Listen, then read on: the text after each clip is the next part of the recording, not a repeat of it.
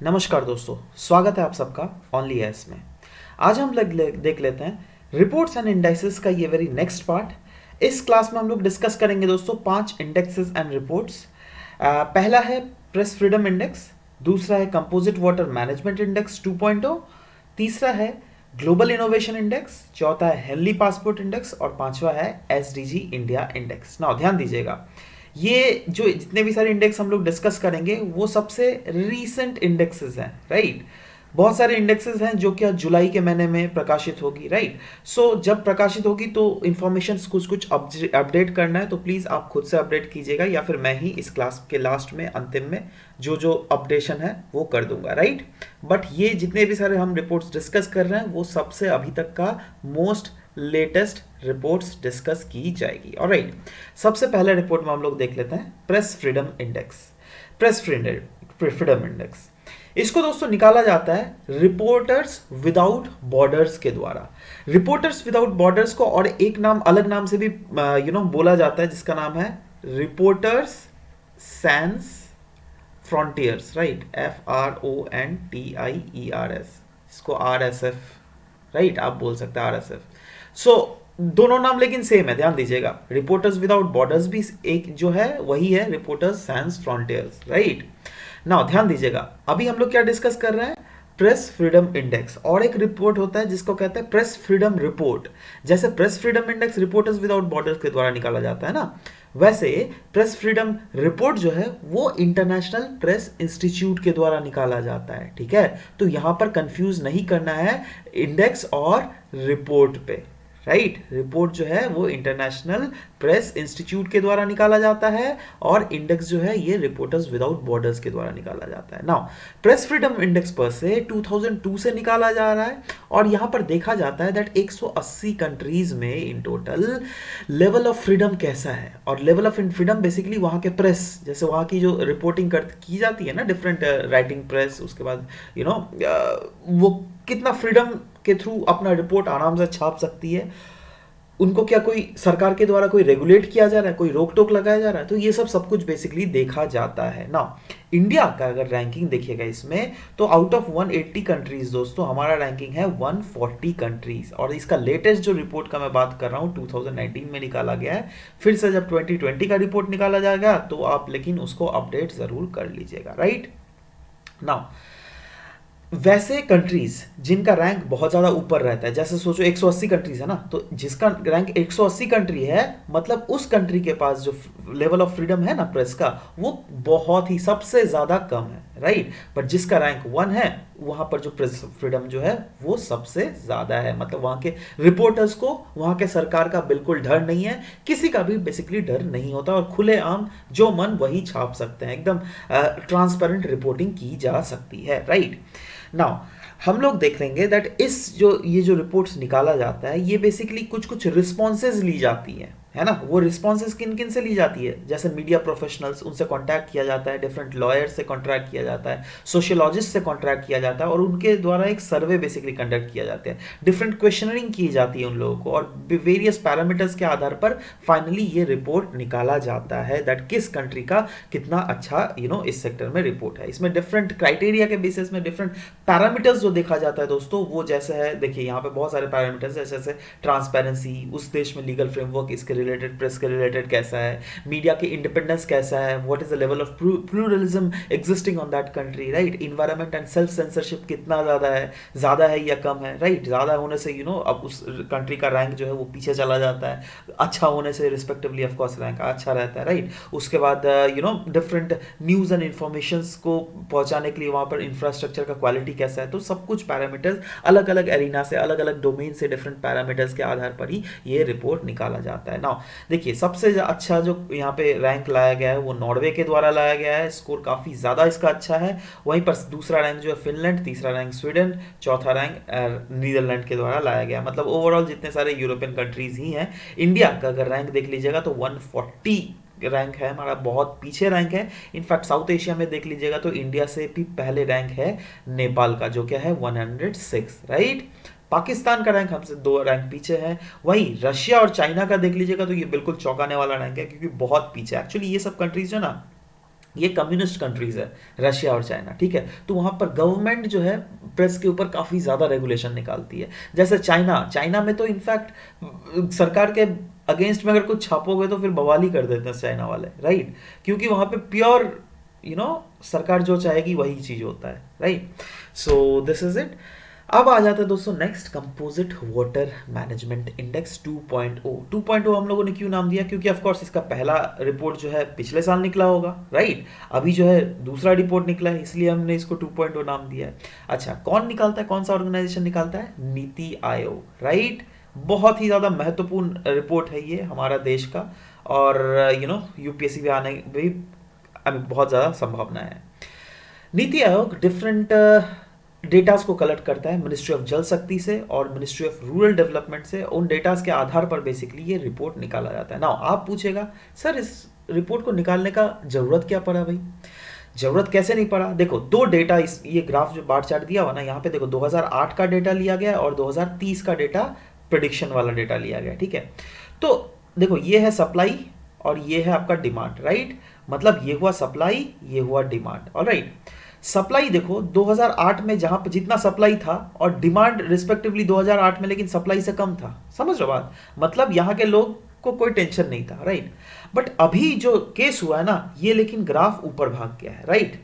ये सप्लाई से ऊपर भाग गया है और 2030 में ऐसा बोला जा रहा है दैट डिमांड बहुत ज़्यादा रहेगा और उसके आधार पर जो वाटर का सप्लाई है वो बहुत ही ज़्यादा कम रहेगा। अब इस टाइप के सिचुएशंस अगर प्रिवेल कर रही हो तो सरकार की जिम्मेवारी बनती है ना भाई, दैट डिमांड के आधार पर सप्लाई भी उतना इंश्योर किया जाए, है ना। इसीलिए सरकार ने इस कंपोजिट वाटर मैनेजमेंट इंडेक्स लेकर आया है, जिससे डिफरेंट स्टेट्स को बताया जा सके दैट आपका स्टेट का हालत किस रैंक में हो आप लोग। इससे क्या होगा ना, दैट स्टेट गवर्नमेंट स्टेप्स लेगी, है ना, वाटर के कंडीशंस को उसके रीजन में सुधारने के लिए। अभी का वैसे अगर बात कर लीजिएगा तो 82% के रूरल हाउस होल्ड है ना, उनके पास पाइप्ड वाटर सप्लाई बिल्कुल नहीं पहुंचती है सरकार के द्वारा जो दी जाती है। 163 मिलियन इंडियंस जो है they live without access to clean water. जी हाँ, उनके आजू बाजू क्लीन वाटर मिलती ही नहीं है। इनफैक्ट कहा जा रहा है ना, अभी 2030 का जो हम लोग डेटा ले रहे हैं, 2030 में अगर हम लोग ये जितना डिमांड होगा और सप्लाई को अगर हम लोग सुनिश्चित करना चाहे तो बहुत ज़्यादा सरकार का पैसा खर्च होने वाला है। इनफैक्ट बोला गया है अराउंड 20 लाख करोड़ रुपया खर्चा होने वाला है अगर हम इस रिलेटेड मतलब वाटर के रिलेटेड अगर इन्वेस्टमेंट करें तो, है ना। क्योंकि 2030 तक हमें ये इंश्योर करना है ना दैट एटलीस्ट जितना सप्लाई हो उसी के आधार पर डिमांड भी हो, ये ज़्यादा मिसमैच ना करे supply demand, right. So no doubt इस ग्राफ से तो आपको ये पता चल ही गया होगा, ये वाले ग्राफ से, दैट वाटर चैलेंज इंडिया में एग्जिस्ट कर रहा है ना। और अभी का अगर बात कीजिएगा तो अराउंड 820 मिलियन पीपल जो है ना हमारे देश में, वो अराउंड जो 12 रिवर वाटर बेसिन्स के सेक्टर में रह रहे हैं, तो वहाँ पर वाटर अवेलेबिलिटी काफ़ी ज़्यादा संकट है। इनफैक्ट एक इंडेक्स होता है जिसको कहते हैं फॉल्कन मार्क इंडेक्स। ये फॉल्कन मार्क या फिर इसको वाटर स्ट्रेस इंडेक्स भी कह सकते हैं आप, है ना। तो इस इंडेक्स के तहत जो है थ्रेशहोल्ड जो वैल्यू है ना, उस थ्रेशहोल्ड वैल्यू के भी नीचे चली जाएगी, है ना। इंडिया का ऐसा हालत पहुंच गया है। मैं बताऊंगा ये इंडेक्स क्या होता है, ये नेक्स्ट स्लाइड्स में होगा, राइट। तो हम लोग डिस्कस भी करेंगे, don't worry about it. But NITI Aayog ने वैसे इसको 2018 में पहली बार लॉन्च किया। 2019 वाला जो रिपोर्ट था वो 2.0 वाला रिपोर्ट है, ठीक है। मतलब 2020 में जो है 3.0 वाला रिपोर्ट आएगा, राइट। सो अब अभी तक अगेन जब तक आएगा तो आप तब अपडेट अपन कर लेंगे, don't worry about it. But ये रिसेंट रिपोर्ट है और नीति आयोग के द्वारा पहली बार इसको 2018 को लॉन्च किया गया था। इसके तहत मेनली नीति आयोग ये इंश्योर करना चाह रही थी दैट डिफरेंट स्टेट्स को उनके वाटर कंडीशंस के बारे में बताया जा सके, जिससे कोऑपरेटिव तरीके से और कॉम्पिटिटिव तरीके से डिफरेंट स्टेट्स जो है अपने वाटर रिलेटेड पैरामीटर्स में इंप्रूवमेंट होने की कोशिश करे। और नो डाउट डिफरेंट स्टेट्स ने इसको काम भी किया, इस रिलेटेड फोकस भी काफ़ी अच्छे तरीके से डाला है, जिससे वाटर रिलेटेड पैरामीटर्स में उन्होंने बहुत उम्दा काम किया। इनफैक्ट ये इंडेक्स की अगर बात करें दोस्तों तो ये 9 थीम्स में बेसिकली इसके इसको मापा जाता है, इसको मापदंड किया जाता है ना। और डिफरेंट थीम्स को डिफरेंट वेटेज प्रोवाइड किया गया, जैसे source augmentation and restoration of water bodies को 5 वेटेज दिया गया है। वहीं पर आपका जाके पॉलिसी एंड गवर्नेंस को 15 वेटेज दिया गया, दैट गवर्नेंस उस रीजन में वाटर रिलेटेड कैसा गवर्नेंस हो रहा है, राइट। तो अगर बहुत अच्छा है तो उसको मतलब 15 पॉइंट्स के आधार पर उसका मापदंड किया जाएगा उस स्टेट का, right. Urban water supply and sanitation को 10 वेटेज दिया गया है। वहीं पर रूरल ड्रिंकिंग वाटर को 10 वेटेज दिया गया है, ठीक है। Sustainable on farm water practices that is demand side management को कैसे कौन सा स्टेट्स कितना अच्छे तरीके से मैनेज कर रही है उस पर 10 वेटेज दिया गया है। वैसे ही डिफरेंट अदर फैक्टर्स है, जैसे यहाँ पे major and medium irrigation supply side management, then watershed development में सप्लाई साइड मैनेजमेंट। तो डिफरेंट चीज़ों को अलग अलग वेट देकर मापदंड करने की कोशिश की गई है और उसके आधार पर बताया गया है दैट कौन से स्टेट्स या फिर यूनियन टेरिटरीज जो है बहुत उम्दा काम कर रहे हैं और कौन स्टेट्स और यूनियन टेरिटरीज पिछले रिपोर्ट के आधार पर अच्छा काम नहीं कर रहे हैं। तो की फाइंडिंग्स देख लेते हैं क्या क्या है। यहां पे बोला गया है दैट अगेन देखिए, यहां पे बोला गया वेरियस स्टेट्स का रैंक को यहां पर देखा गया है और इसमें बेस ईयर जो लिया गया है ना वो 2016-17 का, यह पहला जो रिपोर्ट लिया गया था ना उसके आधार पर बेसिकली रीसेंट रिपोर्ट का कंक्लूजन किया जा रहा है दैट पिछले रिपोर्ट में डिफरेंट स्टेट्स कैसा काम कर रही थी और वही स्टेट ये जो कंपोजिट वाटर मैनेजमेंट इंडेक्स 2.0 के रिस्पेक्टिवली कि क्या क्या काम कर रही है, मतलब पहले रिपोर्ट से कितना अच्छा काम कर रही है उसका बेसिकली कंपैरिजन इस रिपोर्ट में किया गया है। अच्छा, बड़े बड़े स्टेट्स में अगर देख लीजिएगा तो गुजरात रिस्पेक्टिवली बहुत अच्छा काम कर रही है। गुजरात के साथ साथ आंध्र प्रदेश, मध्य प्रदेश, गोवा, कर्नाटक और तमिलनाडु जो है they are respectively doing very good work in management of water resources in their respective states. वहीं पर हिमालयन और नॉर्थ ईस्टर्न स्टेट्स अगर देख लीजिएगा, मतलब ये जो है ना नॉन हिमालयन स्टेट्स थी, नॉन हिमालयन स्टेट्स में कौन कौन अच्छा काम कर रही है। वहीं अगर नॉर्थ ईस्टर्न और हिमालयन स्टेट्स को एक साथ लेकर चलिएगा तो उसमें हिमाचल प्रदेश का रिस्पेक्टिवली काम बहुत अच्छा चल रहा है। वहीं पर यूनियन टेरिटरीज में जो है ना ये कंपोजिट वाटर मैनेजमेंट इंडेक्स 2.0 में पहली बार यूनियन टेरिटरीज को भी इंक्लूड किया गया है और इसमें पुडुचेरी का जो परफॉर्मेंस है respectively different other union territories से काफी ज्यादा अच्छा है, राइट। 80% ऑफ स्टेट्स जो है उन्होंने वाटर मैनेजमेंट के सेक्टर में इंप्रूवमेंट दिखाई है as compared to the previous report, right. Okay, अच्छा, इसमें कौन कौन से नॉन हिमालयन स्टेट्स, कौन कौन से north eastern and Himalayan states और कौन कौन से यूनियन टेरिटरीज ने अच्छा काम किया, ये देखिए। ग्रीन वाला जो है ना ये हाई परफॉर्मिंग स्टेट्स है, येलो वाला मीडियम परफॉर्मिंग स्टेट और ये रेड वाला जो है या मैरून जब जो भी बोल सकते हैं ये है low performing states, right. High performing states में नॉन हिमालयन स्टेट्स में जो अच्छा स्टेट काम कर रही है वो है गुजरात, आंध्र प्रदेश और मध्य प्रदेश, बहुत उम्दा काम कर रही है। वहीं पर गोवा, कर्नाटक, तमिलनाडु, हरियाणा, महाराष्ट्र, पंजाब जो है ये रैंक करते हैं in the medium performing states, right. वहीं पर तेलंगाना, केरला, छत्तीसगढ़, उड़ीसा, उत्तर प्रदेश, बिहार, झारखंड ये लोग रेस्पेक्टिवली लो परफॉर्मिंग स्टेट्स। अब देखो ये ग्राफ्स देखकर इसलिए इंपॉर्टेंट होना चाहिए, इनफैक्ट आप लोगों को अच्छे से दिमाग में कहीं ना कहीं रखने की कोशिश कीजिए। इनफैक्ट अभी अगर नहीं रख पा रहे तो कोई बात नहीं, 2 बार वीडियो देख लीजिएगा, ऑटोमेटिकली दिमाग में घुस जाएगा। क्या होता है ना, जैसे यूपीएससी को अगर इसको इजी बनाना है इस क्वेश्चन को तो यूपीएससी ऐसे दे सकती है that composite water management index में गुजरात जो है ये सबसे बढ़िया परफॉर्म कर रही है ना, among the non Himalayan states, right. So ये इजी हो गया क्वेश्चन। बट वहीं पर अगर इनको टफ बनाना है तो ऐसा क्वेश्चन दे देगी दैट केरला जो है वो लाई करती है among the high performing state. कहाँ भाई, केरला तो एकदम लो परफॉर्मिंग स्टेट है यार, यहाँ पर देखो, है ना, देख रहे हो।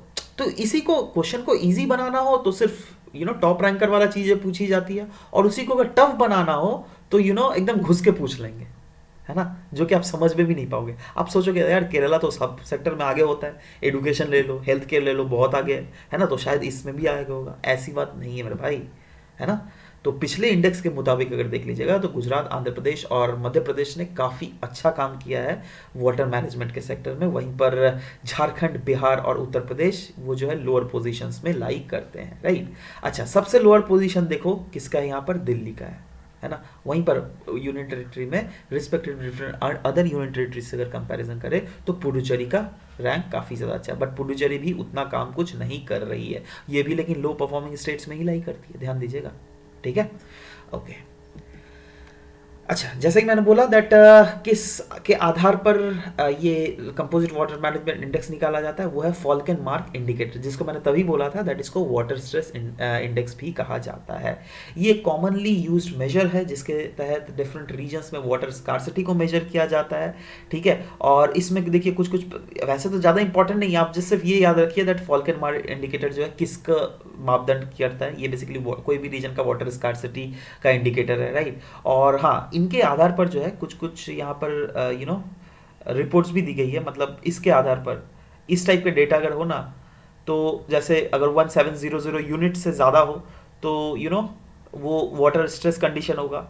अगर 1000 यूनिट से कम हो तो वो आपका जाके वाटर स्कार्सिटी वाला, वाटर स्कार्सिटी प्रोन होगा रीजन होगा। और वहीं पर अगर 5000 यूनिट से अगर कम हो तो वहाँ पर एब्सोल्यूट वाटर स्कार्सिटी प्रिवेल करता है। तो हमारा जो है अभी रैंक इस बीच वाले रीजन में अपन लाई कर रहे हैं, कहीं ना कहीं मैक्सिमम ऑफ स्टेज जो है इसको ऑलरेडी पार कर चुकी है या फिर कर रही है ट्रांजिशन स्टेट में, राइट। तो इसलिए डिफरेंट राज्य सरकार, डिफरेंट यूनिट टेरिटरीज को जो है इस सेक्टर में अच्छा उम्दा काम करने की जरूरत है, राइट।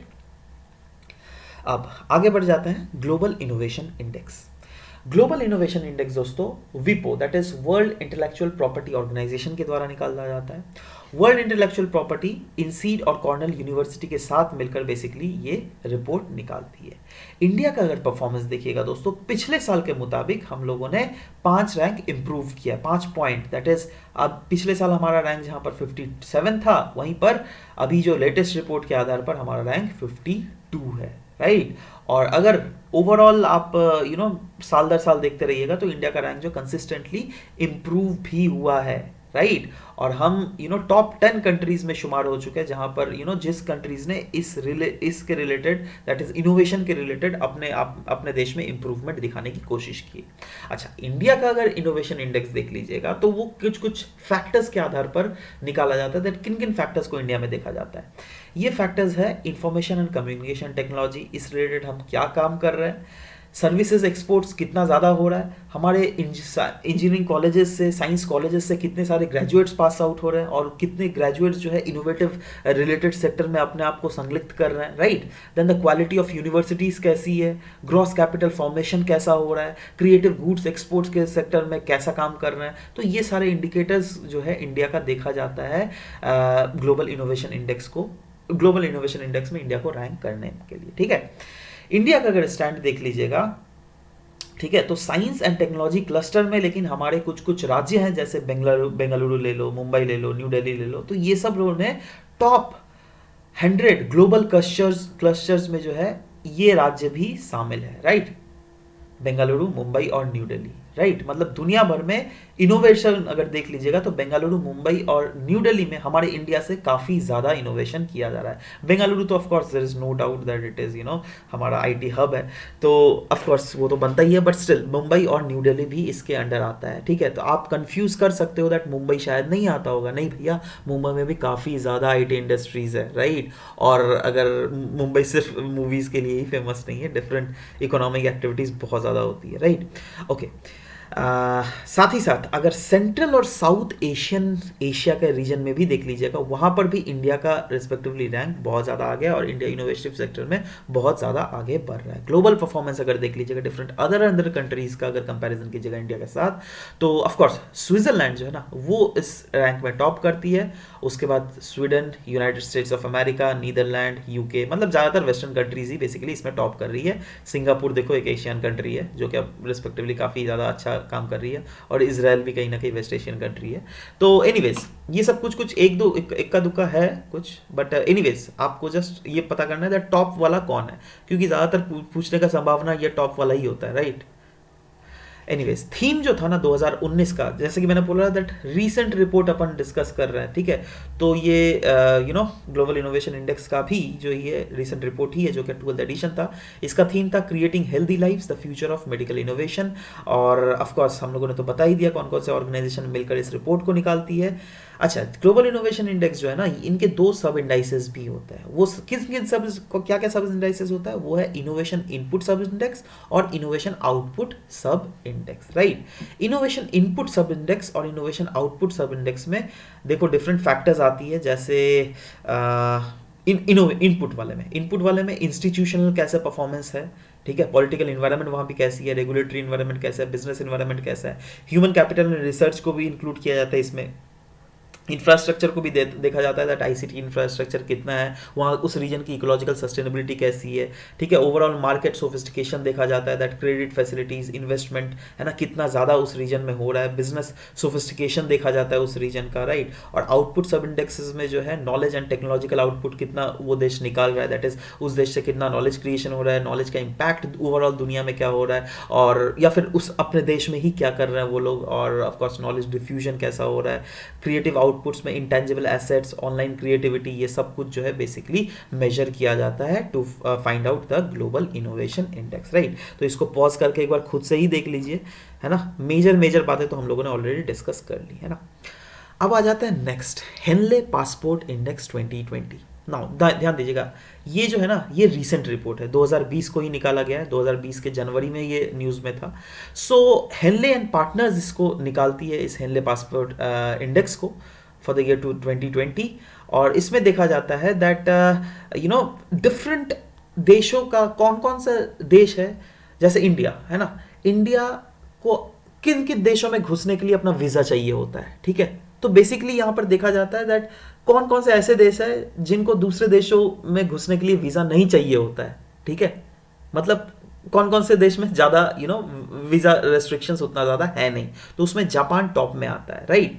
अच्छा, ये रैंकिंग जो निकाला जाता है, ये इंटरनेशनल एयर ट्रांसपोर्ट एसोसिएशंस के डेटाज के आधार पर निकाला जाता है, और वो भी जो है ना 290 एयरलाइंस के डेटाज के आधार पर निकालती है, राइट।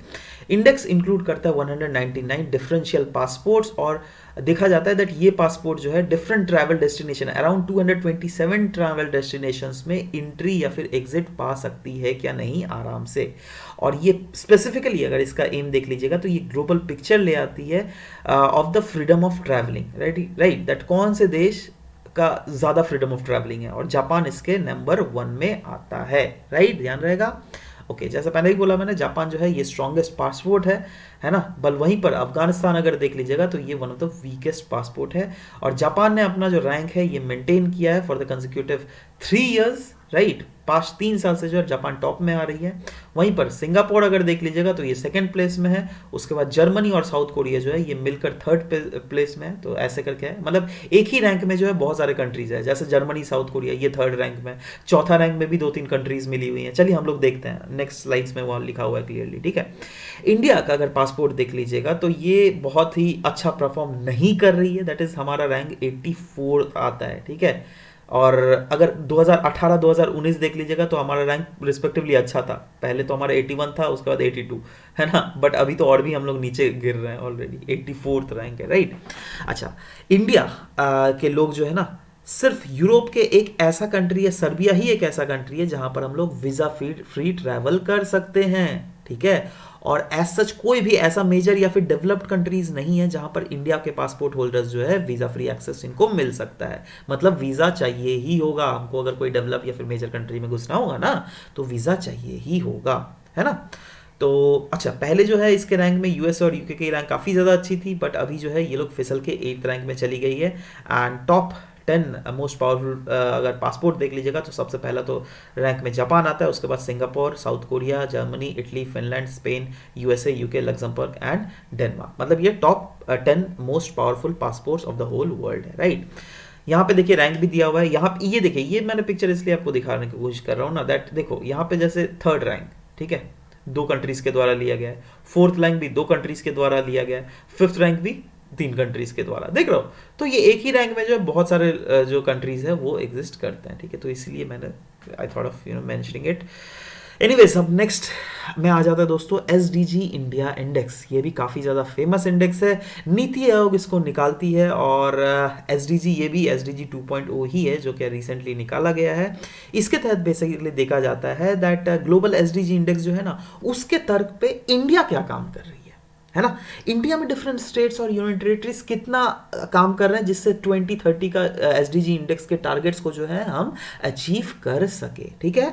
तो इसीलिए हम जो है ना 16 ऐसे एसडीजीज को हम लोग बेसिकली मापदंड करते हैं। 16 एसडीजीज में बेसिकली हम देखते हैं दैट डिफरेंट सेक्टर्स में हम डिफरेंट स्टेट्स ने कैसा कैसा उमदा परफॉर्म किया। वैसे अगर ग्लोबल एसडीजी इंडेक्स के बारे में चर्चा करें दोस्तों, तो ये 17 पैरामीटर्स के आधार पर ग्लोबल एसडीजी इंडेक्स निकाला जाता है। पहला जो है ये पोवर्टी, मतलब नो पोवर्टी, दूसरा है जीरो हंगर, तीसरा है global health and wellbeing. Now ये सब देखिए, इसका ना एक स्क्रीनशॉट लेकर मैं तो आपको बोल रहा हूँ दैट आप या तो अपने मोबाइल में रख लीजिए या तो एक प्रिंट आउट निकाल कर आप चिपका के रखिए, ठीक है। क्योंकि देखो इससे क्या होता है ना दैट आपको बार बार देखिएगा, अरे भाई पहला रैंक पोवर्टी का है, दूसरा रैंक जीरो हंगर, तीसरा गुड हेल्थ एंड वेलबींग का है, चौथा क्वालिटी एजुकेशन। तो ऐसा जब आप बार बार देखते रहिएगा ना, आपको दिमाग में बार बार स्ट्राइक होता रहेगा, अरे भाई चलो ये सब कहीं ना कहीं पास टाइम में आप देख लीजिए। इससे क्या होता है दैट जीएस मेंस में कुछ कुछ सवाल सॉल्व हो जाते हैं, आराम से आपको दिमाग में आ जाएगा, अरे भाई ये तो अफोर्डेबल एंड क्लीन एनर्जी तो ये भी एसडीजी में था, चलो इसको भी हम लोग लेते हैं दैट हाँ चलो affordable and clean energy sector में इंडिया बहुत अच्छा काम कर रही है या फिर इंडिया को और भी अच्छा काम करना चाहिए according to SDG index, right. तो बार बार अगर देखते रहोगे ना तो दिमाग में वो कहीं ना कहीं हिट करते रहेगा आपका, समझ रहे हो। तो ये डिफरेंट फैक्टर्स है जिसके रिलेटेड एसडीजी इंडेक्स निकाली जाती है, जिसमें क्लीन वाटर सैनिटेशन भी आता है, जेंडर इक्वालिटी भी आता है ना, then sustainable cities and communities भी आता है, इनइक्वालिटीज़ को कैसे रिड्यूस किया जाए, then industry innovation and infrastructure के रिलेटेड कैसे अच्छा काम किया जाए, life below water, life on land, climate action, different factors है जिसके आधार पर बेसिकली 17 गोल्स है जिसको इन सेक्टर्स में हर देशों को मिलकर काम करना होगा, जिससे 2030 तक जो है हम एसडीजी के गोल्स को आराम से अचीव कर सके, राइट। एसडीजी इंडिया इंडेक्स की अगर बात करें तो ये कोलाबोरेटिव डेटा बेसिकली निकाला जाता है, ministry of statistics and programme implementation से डेटा लिया जाता है, यूनाइटेड नेशंस और ग्लोबल ग्रीन ग्रोथ इंस्टीट्यूट तीनों मिलकर जो है काम करती है। और 2020 का डेटा काफ़ी ज़्यादा इंपॉर्टेंट इसलिए भी है, मतलब इस बार ये प्रीलिम्स में इसलिए भी पूछा जा सकता है क्योंकि 2015 में इसको लॉन्च किया गया था और अभी जो है हम इसका 5th एनिवर्सरी सेलिब्रेट कर रहे हैं, राइट।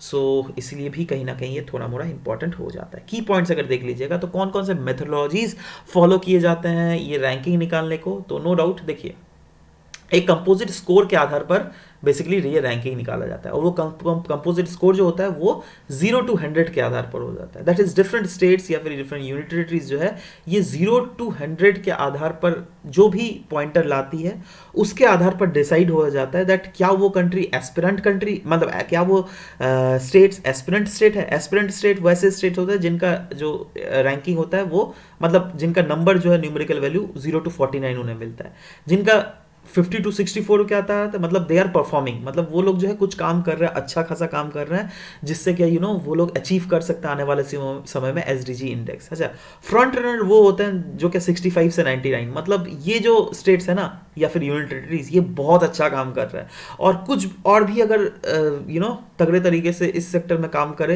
डिफरेंट सेक्टर्स में, गवर्नेंस सेक्टर में है ना, डिफरेंट एसडीजी गोल को अचीव करने के सेक्टर में, तो ये लोग जल्दी से जल्दी अचीवर स्टेटस भी गेन कर सकते हैं। और अचीवर स्टेट तब होगा जब उसका रैंकिंग जो है 100 हो जाएगा। और अभी तक ध्यान दीजिएगा अचीवर कोई भी स्टेट या फिर यूनियन टेरिटरी अचीवर स्टेटस किसी को नहीं मिला है। क्यों? क्योंकि अब कोई भी स्टेट या फिर यूनियन टेरिटरीज में हम लोगों ने 100% एसडीजी गोल्स को अचीव नहीं कर पाए हैं। जैसा कि इंडिया का एसडीजी इंडेक्स जो है इसमें इसको 16 एसडीजीज को कंपेयर अपन करते हैं। ऑफ कोर्स 17 एसडीजीज वैसे तो ग्लोबल एसडीजी में है, बट इसके out of 17 we are considering 16 SDGs only as of now, right. Higher the score, अगर कोई भी स्टेट या फिर यूनियन टेरिटरीज का स्कोर बहुत ज़्यादा हाई होगा मतलब they are very much closer that वो लोग 2030 का नेशनल टारगेट आराम से अचीव कर सकते हैं। और मैंने तो बता ही दिया दैट स्कोर के आधार पर जो है एस्पिरेंट, परफॉर्मर, फ्रंट रनर और अचीवर स्टेटस प्रोवाइड किया जाता है डिफरेंट स्टेट्स को, राइट। नेशनल एनालिसिस की अगर बात की जाए दोस्तों तो हम लोगों ने ऑफ कोर्स पहले से तो इंप्रूव हो रहे डिफरेंट सेक्टर्स में, जैसे वाटर ले लो है ना, वाटर एंड सैनिटेशन ले लो, पावर एंड इंडस्ट्री के सेक्टर में हम लोगों ने काफ़ी ज़्यादा इंप्रूव दिखाई है, बट कुछ कुछ ऐसे भी सेक्टर है जहाँ पर हमारी रैंकिंग उतनी अच्छी नहीं है, राइट जैसे nutrition and gender inequality, nutrition sector में भी हम काफ़ी ज़्यादा पीछे हैं, जेंडर इक्वालिटी को भी इंडिया में उतना ठीक से प्रिवेल नहीं हो पा रही है। मतलब सरकार को जो है, राज्य सरकार, केंद्र सरकार, यूनियन टेरिटरीज को मिलकर आके काम करना पड़ेगा, जिससे इन सेक्टर्स में भी हम डिफरेंट डेवलप्ड कंट्रीज का टक्कर दे सके और हम ऑफकोर्स इंडिकेटर्स हमने इंप्रूव कर सके, right. Rank of 14 states have dropped. अगर देख लीजिएगा 2018 के कंपैरिजन में, जो 2018 वाला रैंक निकला था, तो उसमें से 14 ऐसे स्टेट्स हैं जिनके रैंक जो है रिस्पेक्टिवली ड्रॉप किए हुए हैं, और एक्सेप्ट, और जितने सारे यूनियन टेरिटरीज है ना, उसमें दिल्ली को छोड़कर, ठीक है, मतलब दिल्ली का जो रैंक है वो सबसे पीछे है, ठीक है, दिल्ली को छोड़कर ऑलमोस्ट सारे स्टेट्स और यूनियन टेरिटरीज का जो स्कोर है वो अबव 65 है, बट दिल्ली का रिस्पेक्टिवली रिस्पांस काफ़ी ज़्यादा कम है। वैसे अगर different other state and union territories wise analysis की जाए तो केरला इस सेक्टर में कहीं ना कहीं टॉप में लाई कर रहा है, ठीक है, और केरला का स्कोर 70 है। उसके बाद हिमाचल प्रदेश जिनका स्कोर 69 है। फर्दर आंध्र प्रदेश जैसे स्टेट्स, उसके बाद आप ले लो तमिलनाडु, तेलंगाना, ये भी कहीं ना कहीं बहुत उम्दा काम कर रहा है। वहीं पर वर्स्ट परफॉर्मिंग स्टेट्स के संज्ञान में अगर देख लीजिएगा तो बिहार सबसे वर्स्ट परफॉर्मिंग स्टेट है, जिसका स्कोर बहुत कम है, दैट इज 50, है ना। और वहीं पर यूनियन टेरिटरी में सबसे वर्स्ट परफॉर्मिंग जो है वो हुआ आपका जाके न्यू दिल्ली, राइट, दिल्ली, जो भी आप बोलिए, राइट। अच्छा, बिहार तो सबसे वर्स्ट है, बट वर्स्ट के कैटेगराइजेशन में और भी डिफरेंट अदर रीजन्स भी आते हैं, जैसे झारखंड, अरुणाचल प्रदेश, मेघालय, उत्तर प्रदेश, ये भी जो स्टेट्स है ये भी उतना अच्छा काम नहीं कर रहे हैं। उत्तर प्रदेश ने में अगर वैसे देखिएगा तो पिछले इंडेक्स के मुताबिक काफ़ी ज़्यादा इंप्रूवमेंट दिखाने की कोशिश की है। उसके बाद उड़ीसा ने भी और सिक्किम ने भी बहुत ज़्यादा इंप्रूवमेंट दिखाने की कोशिश की है, बट पिछले इंडेक्स के मुताबिक उत्तर प्रदेश सबसे ज़्यादा अपने आप को इम्प्रूव करने की कोशिश की है, राइट। चंडीगढ़ अगर यूनियन टेरिटरीज के रिस्पेक्टिवली देखिएगा तो चंडीगढ़ ने इस रैंक को टॉप किया है, union territories, among the union territories मैं बोल रहा हूँ। देखो चंडीगढ़, उसके बाद पुडुचेरी, उसके बाद दादर नगर हवेली, सबसे नीचे जो है यहाँ पर होगा दिल्ली, राइट। दिल्ली का सबसे घटिया रैंक है यूनियन टेरिटरीज में। ऑलराइट, स्टेट्स में जैसे कि मैंने पहले बोला, केरला का सबसे अच्छा रैंक है, 70th रैंक है। हिमाचल प्रदेश 69, आंध्र प्रदेश 67, तमिलनाडु 67, तेलंगाना 67, राइट। तो ये सब जो है तीनों एक ही कैटेगरी में है। उसके बाद आप खैर ये सब देख लीजिए खुद। और बॉटम परफॉर्मिंग स्टेट्स में बिहार, उसके बाद झारखंड, उसके बाद अरुणाचल प्रदेश, मेघालय, यूपी एंड असम भी आती है इसके सेक्टर में ही, राइट। अच्छा, अब आ जाता है दोस्तों कुछ क्वेश्चंस। ये 5 मेजर इंडेक्स तो हम लोगों ने डिस्कस कर लिया, बट उसके रिलेटेड कुछ एमसीक्यू मैंने आप लोगों को पूछा गया। आप बताइए दैट कौन सा ऑप्शन सही है, और ऑफ कोर्स नीचे जो कमेंट सेक्शन है वहां पर आप अपना आंसर भी पोस्ट कर सकते हैं, राइट। पहला है यहाँ पर हेनली पासपोर्ट इंडेक्स, ठीक है, जो कि अब कुछ समय न्यूज में भी देखा गया था। तो वो क्या इंडिकेट करता है ना। वो 4 ऑप्शन है।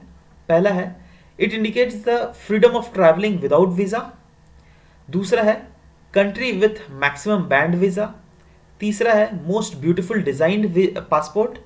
और चौथा है all of the above, right. So comment section में आपको लिखना है कौन सा आंसर यहाँ पे सही है।